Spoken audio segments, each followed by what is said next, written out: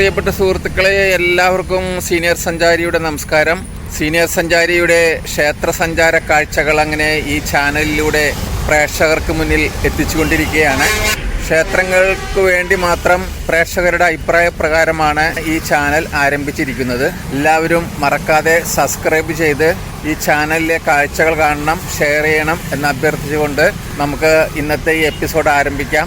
Senior സഞ്ചാരി തിരുനെല്ലി മഹാവിഷ്ണു ക്ഷേത്രത്തിലെ ഭക്തിനിർഭരമായ കാഴ്ചകൾക്ക് ശേഷം പുൽപ്പള്ളിയിലേക്ക് പോവുകയാണ്. ഇവിടെ നിന്ന് 35 കിലോമീറ്റർ ദൂരമുണ്ട്. ഏകദേശം 1 മണിക്കൂറെങ്കിലും എടുക്കും പുൽപ്പള്ളിയിൽ എത്തിച്ചേരാൻ. പുൽപ്പള്ളി കറുത്ത സ്വർണത്തിൻ്റെ നാട് എന്ന് അറിയപ്പെടുന്നു. ശുദ്ധമായ വയനാടൻ തേനും ലഭിക്കുന്ന സ്ഥലമാണ് പുൽപ്പള്ളി. സുൽത്താൻ ബത്തേരിയിൽ നിന്നും 24 കിലോമീറ്ററാണ് പുൽപ്പള്ളിയിലേക്കുള്ള ദൂരം. പുൽപ്പള്ളിയിൽ പ്രശസ്തമായ സീതാ ലവകുശ ക്ഷേത്രം സ്ഥിതി ചെയ്യുന്നു. വാൽമീകിയുടെ ഒരു ആശ്രമവും ഉണ്ട്. അവ കാണുന്നതിന് വേണ്ടിയാണ് സീനിയർ സഞ്ചാരി പോകുന്നത്. ശ്രീരാമനാൽ ഉപേക്ഷിക്കപ്പെട്ട ഗർഭിണിയായ സീത പുൽപ്പള്ളിയിൽ എത്തിച്ചേർന്നു എന്നാണ് ഐതിഹ്യം. രാമസഹോദരനായ ലക്ഷ്മണനാണ് സീതയെ ഇവിടെ എത്തിച്ചത്. ഗർഭിണിയായ സീതയ്ക്ക് വാൽമീകിയുടെ ആശ്രമത്തിൽ അഭയം നൽകി. അവിടെ വെച്ച് സീത ലവനും കുശനും ജന്മം നൽകി. ലവനും കുശനും കളിച്ചു വളർന്ന സ്ഥലമാണ് സീതാ ലവകുശ ക്ഷേത്രം. അങ്ങനെ സീനിയർ സഞ്ചാരി ക്ഷേത്രത്തിനരികിൽ മെയിൻ റോഡിൽ എത്തിയിരിക്കുകയാണ്. ഇവിടെ പക്ഷികളുടെ ഒരു കൂട്ടം കാണാം.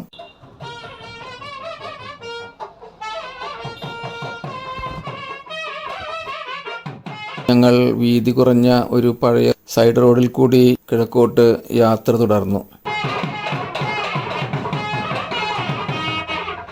ആ റോഡ് എന്ന് അവസാനിക്കുന്നത് ക്ഷേത്രത്തിൻ്റെ പടിഞ്ഞാറെ നടയിലാണ്. ആലുകൾ വളർന്ന് പടർന്ന് പന്തലിച്ചു നിൽക്കുന്ന പടിഞ്ഞാറെ നട.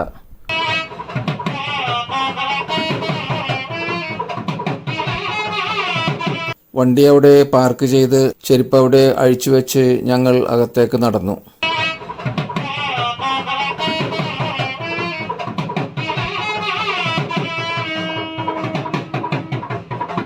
മനോഹരമായ ക്ഷേത്രം, വിശാലമായ മൈതാനം, നടുക്ക് ക്ഷേത്ര സമുച്ചയം, 3 നില ക്ഷേത്ര കെട്ടിടം. സീതാദേവിയാണ് മുഖ്യക്ഷേത്രത്തിലെ പ്രതിഷ്ഠ.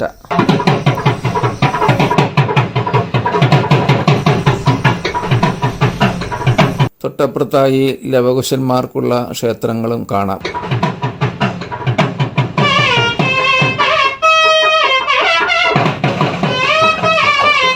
പുരാതനമായ ഒരു ക്ഷേത്രമാണ് സീതാദേവി ലവകുശ ക്ഷേത്രം. 1992 പുതിയ ക്ഷേത്രം നിർമ്മിക്കപ്പെട്ടു.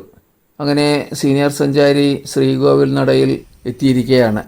ശ്രീകോവിലിൻ്റെ നടയ്ക്ക് ഇരുവശത്തുമായി ദ്വാരപാലകന്മാർ കാവൽ നിൽക്കുന്നു.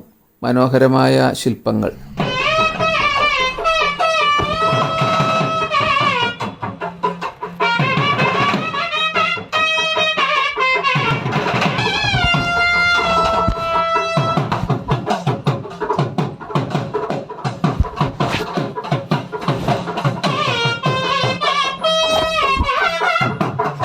ഇവിടെ ക്ഷേത്രത്തിലെ ശാന്തിക്കാരെ കണ്ടുമുട്ടി.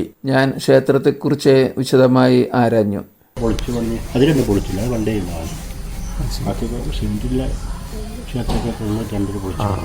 ഇത് പുരാതന ക്ഷേത്രമാണ്. അതിനുശേഷമാണ് ഇത് വന്നതല്ലേ? ഇവിടെ നേരത്തെ ഉണ്ടായിരുന്നു. ഈ വാൽമീകി ആശ്രമം ഇവിടുന്ന് ഒരു 3 കിലോമീറ്റർ ഈ സൈഡിലേക്കാണ്. ഇത് മൂലസ്ഥാനം അവിടെ ഈ താഴെയാണ്. ഇതിലെ ഈ ഒഴുക്കി പോകാല്ലേ? ലവകുശ ക്ഷേത്രങ്ങളുടെ ഗോപുരമാണ് ഈ കാണുന്നത്. മരത്തിൻ്റെ ശില്പചാരുത വെളിവാക്കുന്ന ക്ഷേത്ര നിർമ്മിതി. ലവകുശ ക്ഷേത്രത്തിനെ പ്രദക്ഷിണം ചെയ്ത് ഞാൻ നടന്നു. 2 നിലകളോടുകൂടിയ ക്ഷേത്രങ്ങളാണ് ലവനും കുശനും വേണ്ടി നിർമ്മിച്ചിരിക്കുന്നത്. ഇതാണ് കിഴക്കേ കവാടം. മനോഹരമായ മ്യൂറൽ പെയിന്റിങ്ങുകൾ ഈ കവാടത്തിൽ പതിച്ചിരിക്കുന്നു. ഞാൻ കിഴക്കേ നടയിൽ റോഡിലേക്ക് നടന്നു. ഇതാ റോഡിൽ ഒരു ആർച്ച് സ്ഥാപിച്ചിരിക്കുന്നു.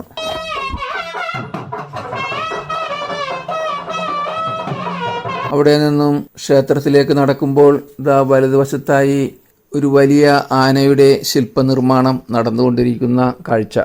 പടിഞ്ഞാറ് ഭാഗത്തും കിഴക്ക് ഭാഗത്തുമായി 2 നടകളുണ്ട്. കവാടങ്ങളും നിർമ്മിച്ചിരിക്കുന്നു. കിഴക്കേ കവാടം കടന്ന് ഞാൻ കവാട വീഥിയിൽ നിന്ന് ക്ഷേത്രത്തെ വീക്ഷിച്ചു.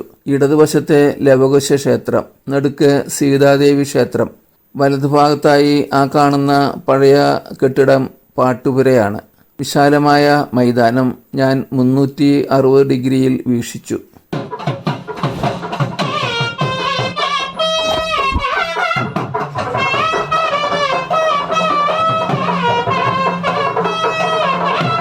സീതാദേവി ക്ഷേത്രത്തിന്റെ മുൻവശത്ത് 8 തൂണുകളുള്ള നടപ്പന്തൽ കാണാം. ഇരട്ട ഗോപുരങ്ങളോടുകൂടിയ 2 ക്ഷേത്രങ്ങൾ, ഒന്ന് ലവകുശന്മാർക്കും മറ്റേത് തലച്ചില്ലുവാനും വേണ്ടിയുള്ളതാണ്. തെക്കു പടിഞ്ഞാറായി അയ്യപ്പ സ്വാമിയെ പ്രതിഷ്ഠിച്ചിരിക്കുന്നു.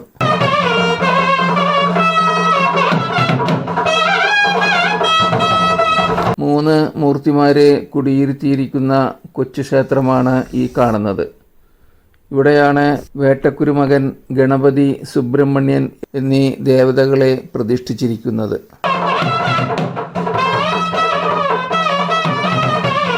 ക്ഷേത്രത്തിന്റെ വടക്ക് കിഴക്കേ മൂലക്കായി നാഗക്ഷേത്രത്തിന്റെ നിർമ്മാണം പുരോഗമിക്കുന്നു. മൂലദേവതയായ ചേടാറ്റിലമ്മയെ ഇവിടെ പ്രതിഷ്ഠിച്ചിരിക്കുന്നു.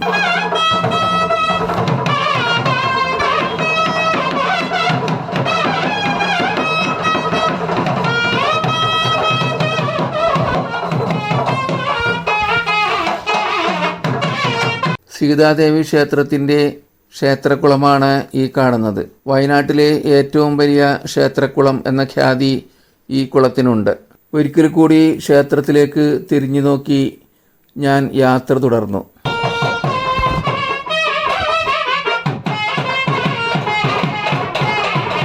നമുക്ക് ഇവിടെ നിന്നും മൂലസ്ഥാനമായ ചേടാറ്റിൽ ദേവീക്ഷേത്രത്തിലേക്ക് പോകാം. ഇവിടുന്ന് 1 കിലോമീറ്ററിനപ്പുറത്താണ് ചേടാറ്റിലമ്മയുടെ ക്ഷേത്രം. വാൽമീകി ആശ്രമത്തിൽ എത്തിച്ചേർന്ന സീതാദേവി ഇവിടെ വെച്ച് ലവകുശന്മാരെ പ്രസവിക്കുകയും അവർ വളർന്ന് കൗമാരത്തിൽ എത്തിയപ്പോൾ മുനി വാൽമീകിയിൽ നിന്നും യുദ്ധമുറകൾ അഭ്യസിക്കുകയും ചെയ്തു. ശ്രീരാമൻ അശ്വമേധയാഗം നടത്തിയപ്പോൾ അതുവഴി വന്ന കുതിരയെ ലവനും കുശനും കൂടി പിടിച്ചുകെട്ടി. കുതിരയെ കാണാഞ്ഞ് ശ്രീരാമൻ അന്വേഷിച്ചു വന്നപ്പോൾ വാൽമീകി ആശ്രമത്തിൽ വെച്ച് സീതയെ കണ്ടുമുട്ടി. സീതയെ അയോധ്യയിലേക്ക് കൂട്ടിക്കൊണ്ടുപോകുന്നതിന് ശ്രീരാമൻ ആഗ്രഹം പ്രകടിപ്പിച്ചുവെങ്കിലും സീത ലവകുശന്മാരെ രാമനെ ഏൽപ്പിച്ച് ഭൂമിയിലേക്ക് തൻ്റെ അമ്മയുടെ അടുത്തേക്ക് അന്തർധാനം ചെയ്യുകയാണുണ്ടായത്. അങ്ങനെ ഭൂമി പിളർന്ന് പോകുന്ന വഴിക്ക് ശ്രീരാമൻ സീത പോകാതിരിക്കുന്നതിന് വേണ്ടി മുടിയിൽ പിടിച്ചു വലിച്ചു. പക്ഷേ മുടി അറ്റുപോയി സീത ഭൂമിയിലേക്ക് താഴ്ന്നുപോയി. അങ്ങനെ മുടിയറ്റ സീതയെയാണ് ഭൂമിയിലേക്ക് താഴ്ന്നുപോയത്. അതുകൊണ്ടാണ് ജടയറ്റ സീതാദേവിയെ ഇവിടെ പ്രാർത്ഥിച്ച് ഉപാസിച്ചു വരുന്നത്. ജടയറ്റ സീതാദേവി ഭൂമിയിലേക്ക് അന്തർധാനം ചെയ്ത സ്ഥലത്താണ് ഈ സഹസ്രദളപത്മം സ്ഥാപിച്ചിരിക്കുന്നത്. സീതാദേവിയുടെ ഒരു മനോഹരമായ പ്രതിമ ക്ഷേത്രത്തിന് സമീപം സ്ഥാപിച്ചിട്ടുണ്ട്. ചുറ്റും അശോകവനം വളർത്തിയിരിക്കുന്നു. വളരെയധികം അശോകമരങ്ങൾ ഈ വനത്തിൽ കാണാം. സീതാദേവി ധ്യാനത്തിൽ ഇരിക്കുന്ന ഒരു പ്രതിഷ്ഠയാണ് ഇവിടെ സ്ഥാപിച്ചിരിക്കുന്നത്. ഇനി നമുക്ക് വാൽമീകി ആശ്രമത്തിലേക്ക് പോകാം. സീതാദേവി ക്ഷേത്രത്തിൽ നിന്നും 3 കിലോമീറ്റർ ദൂരമുണ്ട് വാൽമീകി ആശ്രമത്തിലേക്ക്.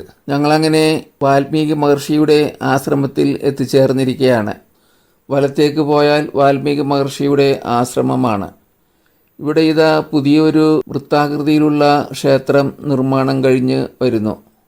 ഈ ക്ഷേത്രത്തിൽ വാൽമീകിയുടെയും ആഞ്ജനേയന്റെയും പ്രതിഷ്ഠയാണ് ഉള്ളത്. തൊട്ടടുത്തായി ഒരു ഭജനമഠവും കാണാം.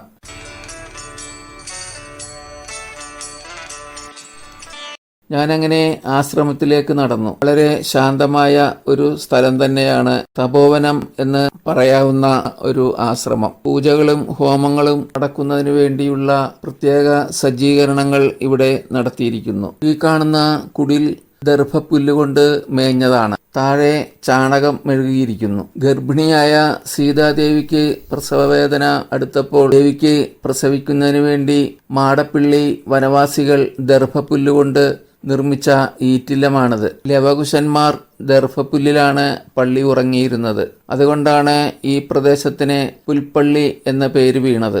ഈ കാണുന്നത് ഒരു മന്ദാരമരമാണ്. ഈ മന്ദാരമരത്തിൽ എപ്പോൾ നോക്കിയാലും 2 പുഷ്പങ്ങൾ ഏറ്റവും മിനിമം ഉണ്ടായിരിക്കും. അത് ലവകുശന്മാരെ പ്രതിനിധാനം ചെയ്യുന്നു. ഇവിടെ നിന്നും ഇടത്തോട്ട് പോയാൽ വാൽമീകി മഹർഷി തപസ് ചെയ്തിരുന്ന മുനിപ്പാറയിൽ എത്തിച്ചേരും. സീനിയർ സഞ്ചാരി അങ്ങനെ നടന്നു ചെന്നത് ഒരു വലിയ പാറയടിയിലാണ്. ആ പാറയാകട്ടെ വൃക്ഷങ്ങളെ കൊണ്ട് മൂടിയിരിക്കുന്നു. ഇതാണ് മഹർഷി വാൽമീകി തപസ് ചെയ്ത മുനിപ്പാറ.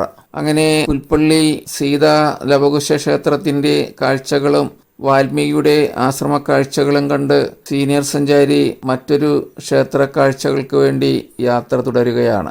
സീനിയർ സഞ്ചാരിയുടെ ക്ഷേത്ര സന്ദർശന കാഴ്ചകൾ ഇഷ്ടപ്പെടുന്ന പ്രേക്ഷകർ ചാനൽ ടെമ്പിൾ തിരുനടയിൽ സബ്സ്ക്രൈബ് ചെയ്ത് ഫോളോ ചെയ്യണമെന്ന് അഭ്യർത്ഥിക്കുന്നു.